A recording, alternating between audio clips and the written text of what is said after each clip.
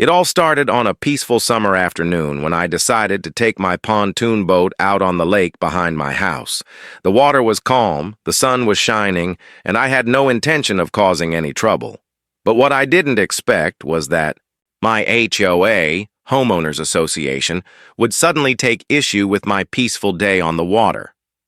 I had been living in the neighborhood for years, and as far as I knew, the lake was a shared resource that we all enjoyed. Little did I know the HOA had begun imposing strict rules about where residents could go on the water, what boats they could use, and when they could even be on the lake. I didn't think my pontoon boat was breaking any rules, so imagine my shock when I received a $5,000 fine in the mail accusing me of unauthorized use of the lake. The HOA's reasoning was flimsy at best.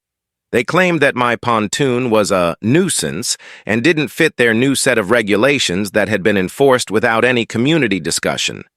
I was furious. This was my property, my lake, and my boat. I tried to reason with them, but they were determined to impose the fine, even threatening further penalties. That's when it clicked. I wasn't going to let them bully me into submission. Instead of accepting the fine, I made a decision that would forever change the power dynamics in our neighborhood. I decided to buy the lake.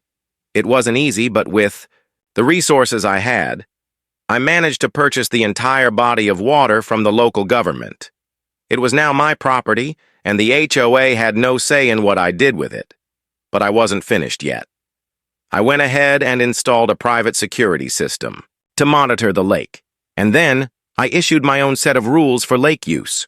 To send a clear message to the HOA, I slapped them with a $1 million fine for trespassing on my now privately owned land. The HOA had dared to fine me, so I was going to make them feel the weight of their own actions.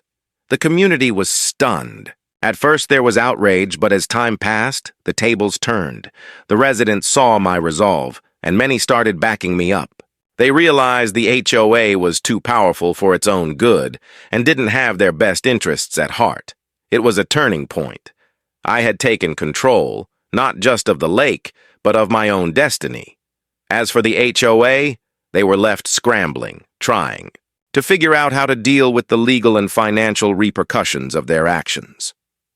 In the end, I not only reclaimed my right to enjoy the lake, but I also empowered my neighbors to stand up for themselves.